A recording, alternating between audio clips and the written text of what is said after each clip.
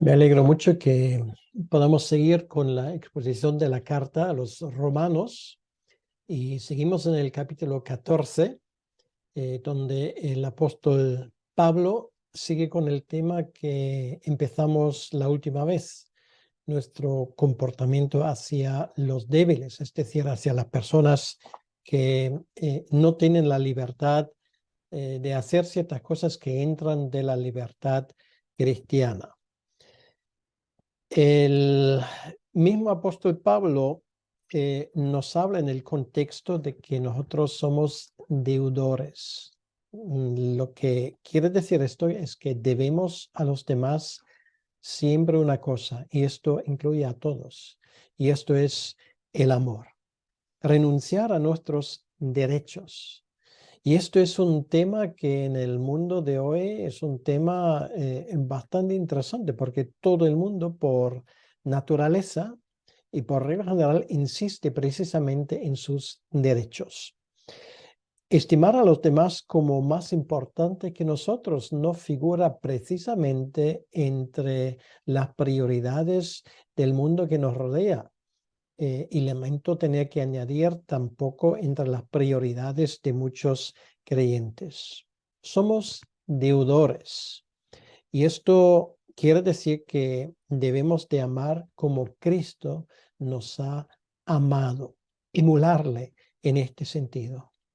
Y esto tiene muchas aplicaciones muy concretas que tienen que ver con nuestras vidas. Y de esto Pablo en este capítulo 14 está hablando. Habla de la convivencia de los demás. Ninguno de nosotros es una isla y tampoco vive en una isla. Estamos conviviendo con nuestros familiares, bueno, en primer lugar con nuestro cónyuge, luego con nuestras familias, con nuestros vecinos, con la gente en el lugar del trabajo y por supuesto la gente que forma parte con nosotros de la sociedad en la cual vivimos. Y eso pasa también por el lugar de nuestro trabajo. Ahora, en cuanto a la iglesia, y esto es el tema que nos toca en estos versículos, hay que mantener el lazo de la unidad.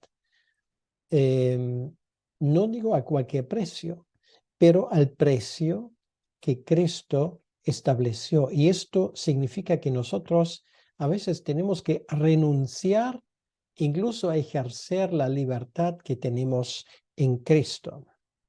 La unidad del cuerpo de Cristo tiene que mantenerse no por imposición, sino por el ejemplo de humildad de los creyentes.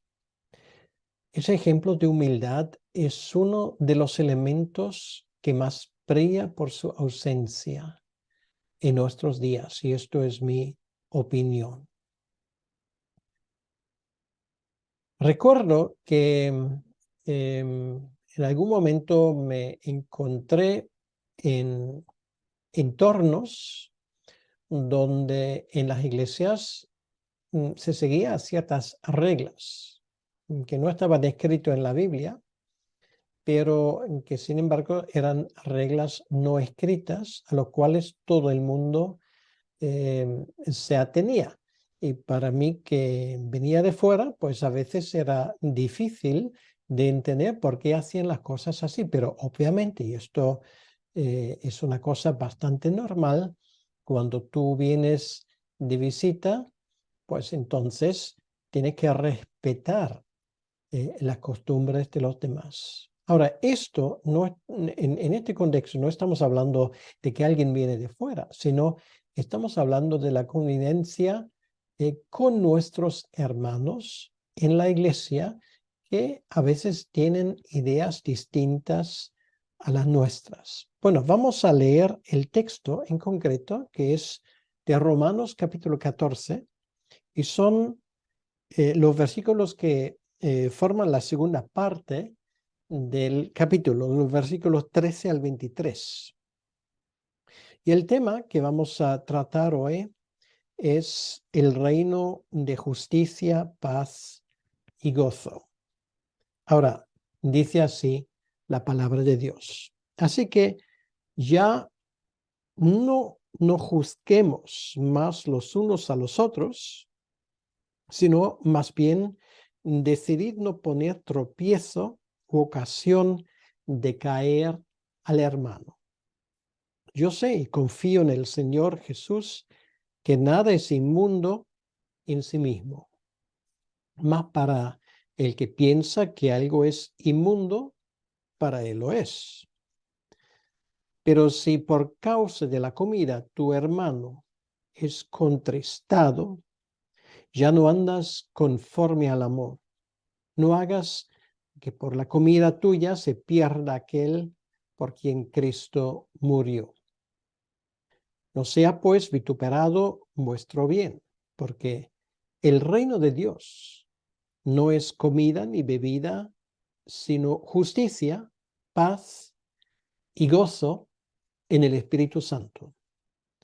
Porque el que en esto sirve a Cristo agrada a Dios y es aprobado por los hombres. Así que sigamos lo que contribuye a la paz y a la mutua edificación. No destruyas la obra de Dios por causa de la comida. Todas las cosas a la verdad son limpias, pero es malo que el hombre haga tropezar a otros con lo que come. Bueno es no comer carne, ni beber vino, ni nada en que tu hermano tropiece o se ofenda o se debilite. ¿Tienes tu fe? Tenla para contigo delante de Dios. Bienaventurado el que no se condena a sí mismo en lo que aprueba. Pero el que duda sobre lo que come es condenado porque no lo hace con fe. Y todo lo que no proviene de fe es pecado. Hasta aquí la lectura de la palabra de Dios de Romanos capítulo 14, versículo 13 al 23. Vamos a orar un momento. Señor nuestro Dios, queremos darte las gracias en este momento por el privilegio que nos concedes a meditar y a reflexionar en esas palabras. Señor, es tan común hoy en las iglesias que nos rodean y de los cuales formamos nosotros también parte de insistir en nuestras opiniones, insistir en lo que queremos ser nuestros derechos. Pero tú nos has enseñado otro camino, el camino de la negación a sí mismo, de la humildad, de estimar las cosas de los demás como más importantes. Te pedimos, Señor, que tú nos ayudes a seguir por este camino. Ayúdanos que estos versículos que ahora vamos a considerar nos ayuden en esto. Y te lo pedimos, Señor, en tu nombre, para tu honra y para tu gloria. Amén. Bien, entonces vamos a mirar estos versículos que sin lugar a dudas, si los tomamos en serio, podrían ahorrarnos un montón de problemas con los cuales nos encontramos en nuestras iglesias. Somos deudores de amar como Cristo nos ha amado, y esto es nuestra tarea principal. Ahora, ya hemos visto que en el trasfondo de ese capítulo 14 son las diferentes costumbres y las diferentes libertades que un creyente puede tener y que le diferencia de otro que no tiene los mismos parámetros, las mismas libertades, las mismas opiniones. ¿Cómo comportarnos en este caso? Pablo aquí en el versículo 13 usa en ese contexto la palabra juzgar y la palabra tropezar o tropiezo. Y lo cual en el contexto, como lo dice, quiere decir no dictáis sentencia de quién es buen cristiano y quién no lo es por la forma cómo se comporta. Deberíais dictar, sin embargo, la siguiente sentencia: me propongo no ser tropiezo para nadie. Esto es una buena proposición, un buen principio. Me propongo no ser tropiezo para nadie. Me propongo no insistir en mis derechos. Y esto quiere decir que no es dictar sentencias sobre los demás, sino dictar sentencias sobre mí mismo. No quiero ser tropiezo. Nosotros hemos sido llamados de parte de nuestro Señor para bendecir a nuestros hermanos, no para hacerles la vida imposible. El Señor nos ha llamado no para ser obstáculo, no para ser impedimento para que los demás crezcan en la fe, sino todo lo contrario, para ayudarles, para ellos progresen. Nuestra prioridad es su felicidad. Y aquí Pablo habla de no ser tropiezo. Bueno, la palabra, posiblemente algunos de ustedes lo saben, que allí encontramos en el original es la palabra escándalo. Bueno, nosotros conocemos la palabra, es un escándalo. Ahora, escándalo originalmente era una cosa muy interesante y lo voy a poner ese ejemplo porque yo lo conozco desde mi propia niñez. Yo tenía un amigo y de niños, bueno, jugábamos juntos. Eran aquellos tiempos cuando no había PlayStations, ni móviles, ni juegos de ordenadores, sino nosotros jugamos fuera en el jardín desde la salida del sol hasta que se pusiera por la noche.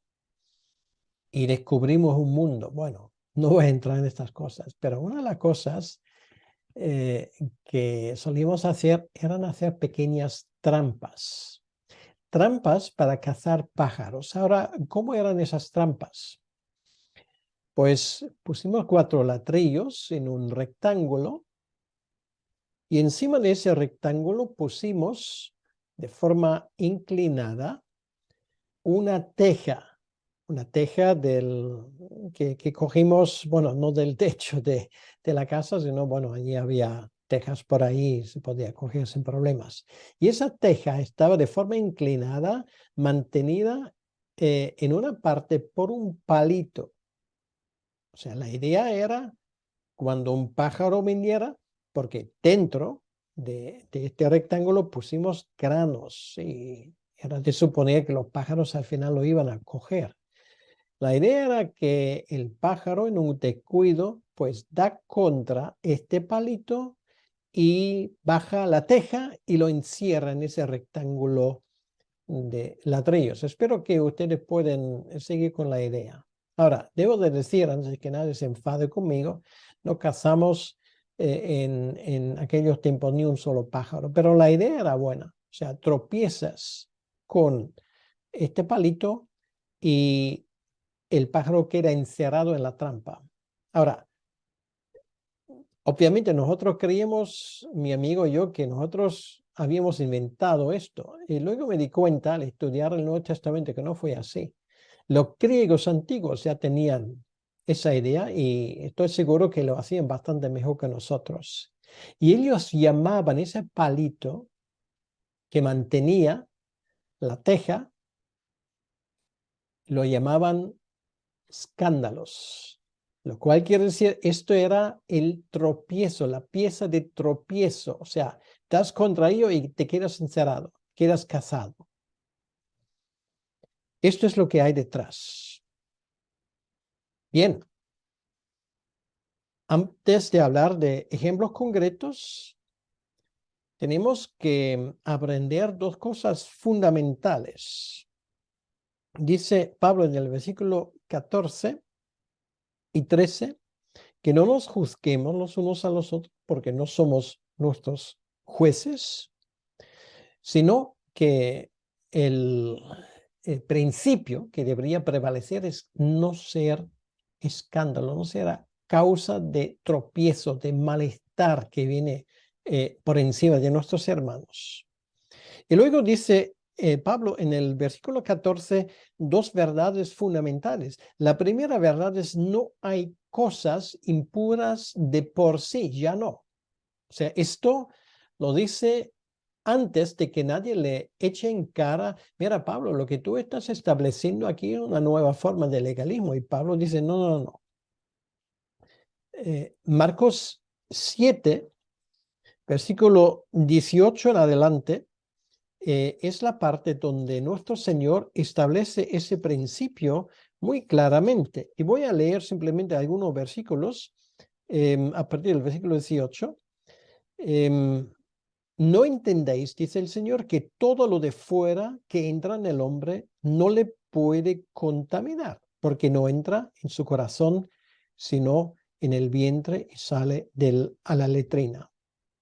Eso decía, haciendo limpios todos los alimentos. Bueno, esto es muy importante, lo cual quiere decir, a partir de ese momento, y lo vemos ejemplificado, por ejemplo, en Hechos capítulo 10, con esa visión que tiene Pedro en la casa del centurión romano en Cesarea, que ya en el nuevo pacto no hay cosa pura o impura. Todo, si te gusta comerlo, pues puedes comerlo.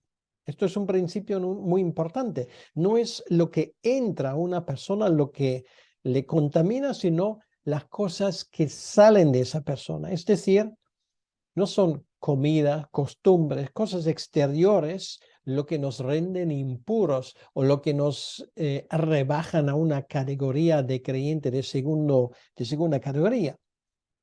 Es lo que sale desde dentro.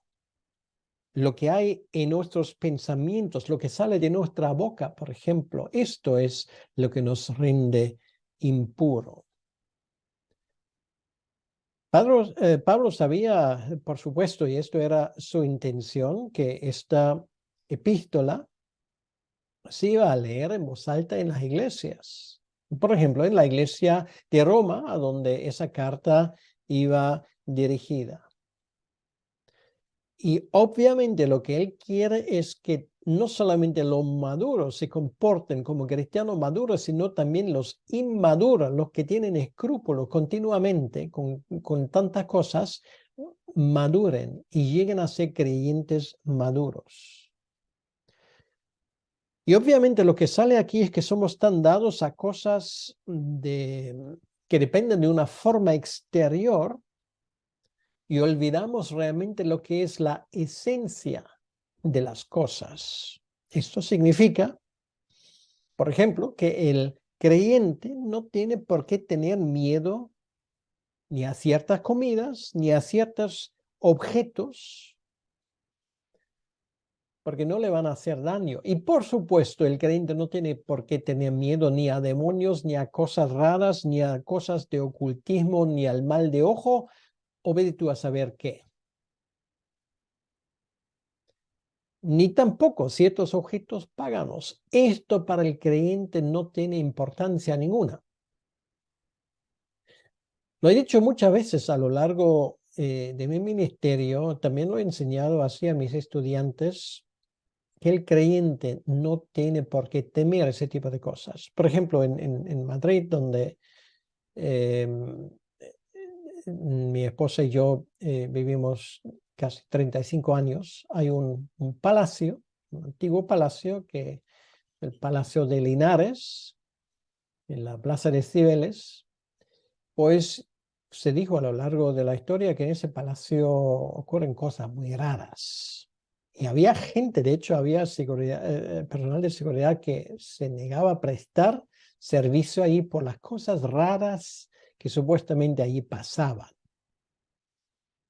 Ahora, yo le he dicho muchas veces a mis estudiantes, si a mí, por razón que sea, en algún momento, por equivocación, me encerrasen en este Palacio de Linares, yo tendría la intención de dormirme como un tronco y no me importaría las cosas raras que supuestamente ahí pasan, porque me traen sin cuidado. Esto es la libertad cristiana. Yo no tengo miedo a objetos que supuestamente están cargados por malos espíritus y todas estas necedades y realmente cosas sin fundamento que se cuentan tanto en círculos cristianos, esto para el creyente no tiene importancia ninguna, cero, nada.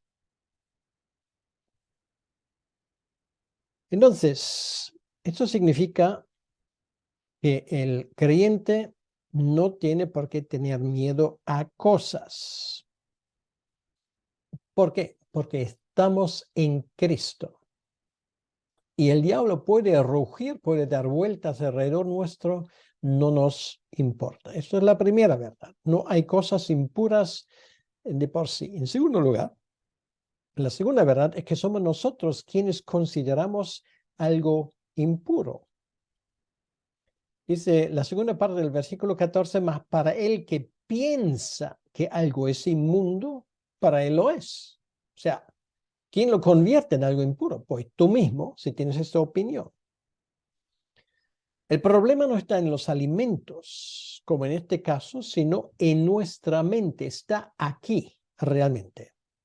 Tiene que ver con nuestra educación, como nos han educado, nuestras convicciones, en nuestra cultura, las cosas que hemos absorbido antes de conocer a Cristo. Y estos sí que juegan un papel importante, quieras o no, en nuestra vida. ¿Cómo se soluciona ese problema? Por regla general no se soluciona de un día para otro, pero se soluciona con un proceso que se llama proceso de madurez. Quiere decir que una persona poco a poco llega a la conclusión que estas cosas realmente no me hacen daño. Pues vemos ese proceso en la vida, por ejemplo, de Pedro, que estaba luchando con su pasado en el judaísmo que le condicionaba en tantas áreas. El darse cuenta de nuestra libertad en Cristo en cuestiones secundarias, no digo en las cosas esenciales de la fe, sino en cosas secundarias, forma parte importante de nuestra madurez como creyente. Pero entonces, y en ese camino, hay que tomar en serio los escrúpulos, las reticencias de nuestros hermanos débiles. Esto hay que tomar en serio, porque no hacerlo sería una falta de amor. Pablo da un ejemplo de tropiezo y que tiene que ver precisamente con la comida. Es un ejemplo concreto en el versículo 15. En la iglesia tenían la costumbre de comer juntos, tener una comida en conjunto. Esto es una costumbre que hasta el día de hoy no se ha perdido en muchas iglesias. Esto es la forma de tener comunión y luego al final de esa comida pues ellos celebraban la Santa Cena, que era una comida ritual en este sentido, pero tenían la costumbre de comer juntos. Y bueno, estamos en el contexto de una iglesia donde realmente había gente de diferentes trasfondos. Por ejemplo, en esa iglesia de Roma, alguien podría haber traído comida sacrificada a los dioses romanos. Y ya te imagino que puede haber ahí un debate entre dos personas, una persona que se escandaliza por esto y otra persona que lo ha traído con las mejores intenciones del mundo. Entonces, otro ejemplo sería, tú invitas a alguien a tu casa y sabes que esa persona tiene ciertos escrúpulos con la comida, le ponen morcilla de Burgos, unos chorizos y un Rioja, sabiendo que él no come cosas, hay sangre dentro y además es antialcohólico. O sea, ¿qué tipo de actitud es esta? Pues, sería una falta de respeto y lo que es mucho peor, una falta de amor. Ahora, actuando así, ¿le vas a dar una alegría a tu hermano? No, más bien se va a sentir incómodo. Es una falta de amor. Imagínate que en esa comida, pues luego el tono sube y dice, bueno, pero no te gusta la comida. ¿Por qué no lo comes? Y él dice, no, porque yo creo que no se debería tomar cosas que contienen sangre, o no se debería tomar alcohol porque creo que esto no es bueno, por la razón que sea. Bueno, el tono suele subir en este caso y finalmente el hermano que tiene escrúpulos, aquí llamado el hermano débil, ya no se reúne con los demás por causa de la comida. Tiene miedo, pierde comunión con los demás y su fe es dañada. Aquí dice que esa persona finalmente lo come o lo hace con mala conciencia. Eso es un conflicto serio. Su fe sufre. Aquí dice en el versículo 15, no hagas que por la comida tuya se pierda aquel por quien Cristo murió. Bueno, aquí no estamos hablando de la perdición eterna. Esto no existe, sino se pierde para la iglesia. Quiere decir que esa persona se aparta porque obviamente se da cuenta que a mí aquí no me respetan. ¿Es esto realmente lo que queremos? Así se demuestra la caridad y el amor cristiano imponiendo nuestros criterios, imponiendo nuestra libertad a aquel que no siente la libertad. Desde luego que no. Pablo nos pone aquí un pequeño manual para evitar estos encontronazos, esos desencuentros, estas brechas en la comunión cristiana. Y querido hermano, querida hermana, yo creo que haríamos muy bien tomando esto en cuenta. Empezamos en el versículo 15, la última parte, con el primer consejo. Son 8 en total. Lo resumo de esta manera: no dañes a una persona por la cual Cristo murió. Aquí no se habla de perder la salvación. No se puede perder la salvación. Se habla de que alguien es dañado en su fe, como ya hemos visto, que su crecimiento sufre, que este hermano se pierde y realmente al final pues queda en tierra de nadie. Si tú tienes la libertad para hacer ciertas cosas, puedes dar gracias al Señor si puedes hacerlo para su gloria, pero otros posiblemente no tienen esa libertad. Pero mi tarea es cuidar a mi hermano, no dañarle. Piensa en ello. Cristo murió por nuestros hermanos hasta por los más raros. Y te puedo asegurar que hay gente más rara que yo, por si acaso que tú. Pero el Señor murió por ellos. Están en tu iglesia. No solamente murió por ti. Y por lo tanto, querido hermano y mi querida hermana, es tu obligación y es mi obligación de amarlos, cuidarlos y poner su bienestar, para no decir su felicidad, por encima de la tuya, de la mía. Y puede creerme una cosa, esto no nos sale fácil. Esto no es algo que pues, de la nada, como por combustión espontánea, aparece en nuestra vida. Es un proceso que tenemos que aprender. Es un criterio a tener en cuenta en mi relación con los demás. Cristo murió por ellos y no lo olvides nunca. Piensa ahora en una persona con un carácter difícil que a veces pues te hace la vida difícil en tu iglesia. Cristo murió por ella.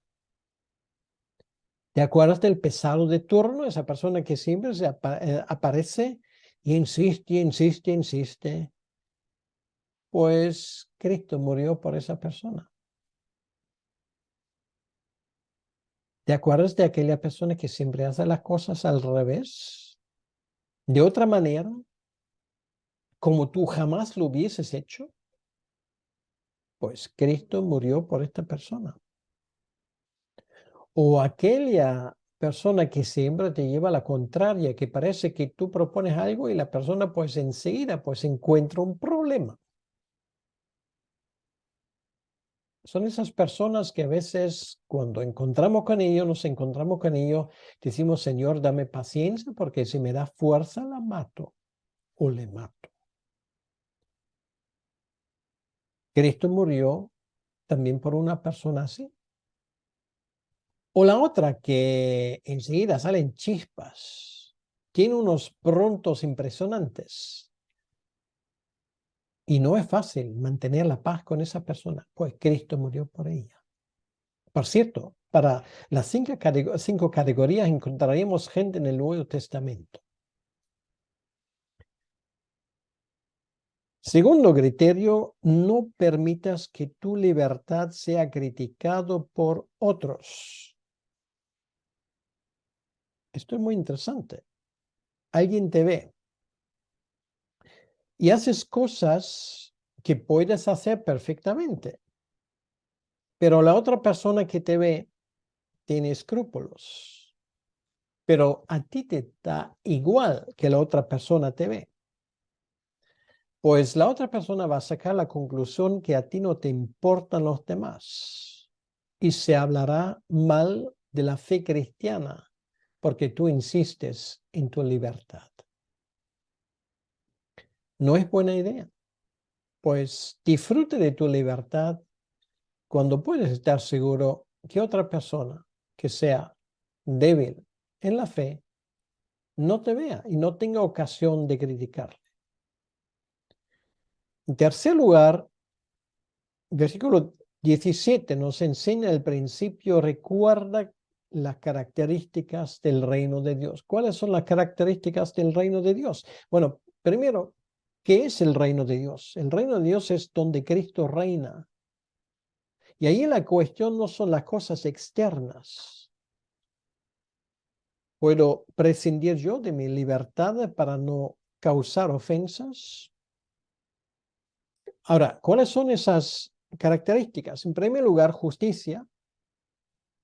En segundo lugar, paz. Y en tercer lugar, gozo. Empezamos con la justicia, que es seguir viviendo según la voluntad de Dios, hacer lo que a Dios le agrada. Y no le agrada que hagamos daño a nuestros hermanos. Segundo lugar, paz. Tranquilidad caracterizada por el amor. Esto es la paz cristiana. Que se note que el estar entre nosotros para una persona de fuera sea un alivio, un respiro, como un oasis en medio del desierto. Un remanso de paz, como vacaciones. En tercer lugar, gozo, ese gozo en el Espíritu Santo. Pero, ¿acaso la fe cristiana es algo alegre? A veces cuando ven las caras desde un púlpito, la gente que te mira, le pueden entrar ciertas dudas. Pues somos gente liberada, ¿verdad? Gente que ya saben que su futuro está asegurado porque Cristo murió por nuestros pecados. Nos compró, tenemos vida eterna. El Espíritu Santo mora en nosotros. Por eso estamos liberados, relajados. Nos alegramos de esta nueva vida y de las buenas cosas que van en relación con esa vida. De eso el Espíritu Santo nos recuerda continuamente. Es una actitud de alabanza continua. De esto el Espíritu Santo se encarga. En cuarto lugar, cuarto principio, tener en cuenta los impactos de un estilo de vida así en otros agrada a los demás y a Dios. Esto nos enseña el versículo 18. Como creyentes estamos bajo examen por un mundo crítico y sospechoso con nosotros. Nos miran y nos examinan a ver cómo nos comportamos y creen de una cosa. Si tú no eres agente secreto, sino hablas abiertamente de tu fe, la gente en tu alrededor, en tu bloque donde vives, tus vecinos, tus compañeros de trabajo, te van a mirar con ojos de lince, te van a observar. Esto puede que no te guste, pero esto es una realidad.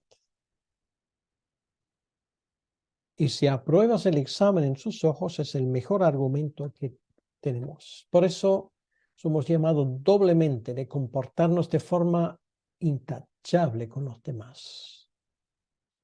No de forma mediana, como los demás lo hicieran, sino de forma intachable.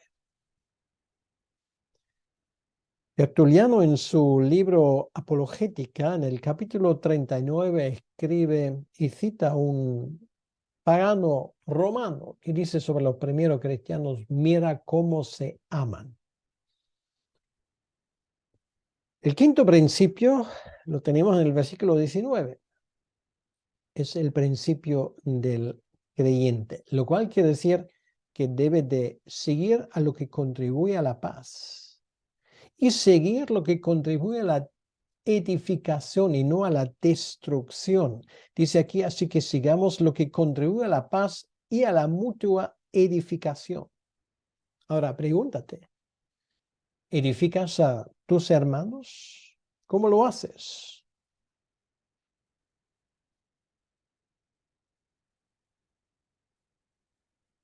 No tires nunca abajo lo que Dios está construyendo. El sexto principio lo tenemos en el versículo 21. Renunciar a nuestros derechos es bueno. Bueno, tal vez el mundo no lo considera así, pero te recuerdo que en el reino de Dios hay otros principios. Nuestra meta no es satisfacer lo nuestro, sino edificar a nuestros hermanos, porque su felicidad es nuestra prioridad. Podría ser el lema de tu iglesia local. Su felicidad es mi prioridad.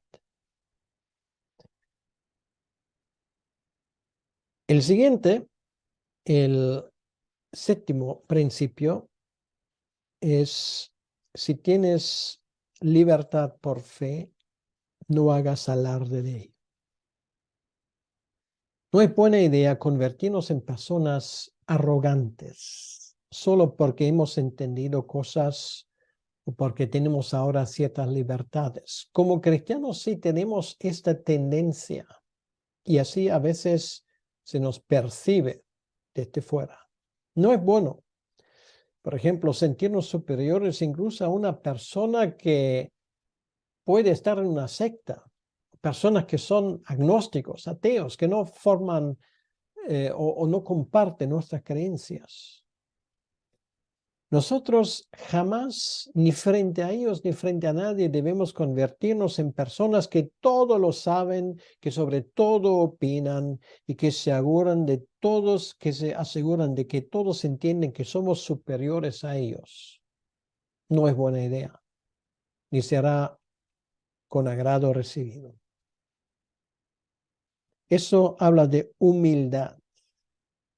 ¿Tienes tu fe? Tenla para contigo delante de Dios. Bienaventurado el que no se condena a sí mismo en lo que aprueba. Como último, el octavo principio: no hagas hacer a alguien cosas de lo cuales no está convencido. No es buena idea hacer esto. La conciencia es libre. Por lo tanto, vamos a ser generosos en nuestra manera de tratar con los demás. Hay una palabra de Martín Lutero y él empieza así, de esa manera, su famosa obra sobre la libertad del cristiano. Era uno de sus escritos más famosos. Pues Martín Lutero empieza este tomo de la libertad cristiana de la siguiente manera: El cristiano es libre señor de todas las cosas y no está sujeto a nadie. Bueno, esto nos gusta mucho. Pero escucha lo que Martín Lutero dice en la segunda frase. El cristiano es servidor de todas las cosas y está supeditado a todos. Esto ya no nos gusta tanto. Y por eso solemos ser muy eclécticos, solemos escoger lo primero, cuando debemos entender que ambas cosas son ciertas. Sí, somos libres y todo en su debido contexto nos es lícito, pero no todo edifica, no todo sirve. Y cuando nuestra libertad se convierte en piedra de tropiezo para nuestro hermano, eso no está bien. Por lo tanto, tenemos que ser sabios y la estrategia para conseguirlo es no insistir en nuestros derechos.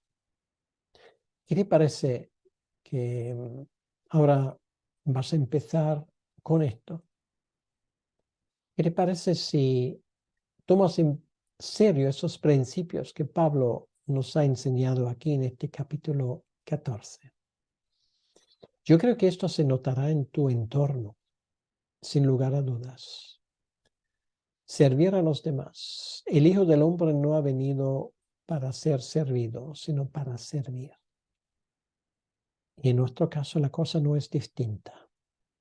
Pues vamos a orar y pedir al Señor que Él nos ayude en esto. Señor, te damos las gracias por este capítulo 14 de Romanos. Sí, es verdad, a veces nos encanta insistir en las cosas y hacer saber a los demás que somos más listos que nadie, que lo sabemos todo y que somos los más coherentes. Señor, a veces nos tienes que mirar desde el cielo, posiblemente sonriendo. Te pedimos que nos ayudes a ser humildes. También de poder sonreír sobre nosotros mismos. Ayúdanos, Señor, a hacer las cosas a tu estilo, de renunciar a nuestros derechos, de ponernos en segundo lugar. Que la felicidad de mi hermano y de mi hermano sea mi prioridad. Todo esto, Señor, te lo pedimos en tu nombre, para tu honra y para tu gloria. Amén. Que Dios te bendiga.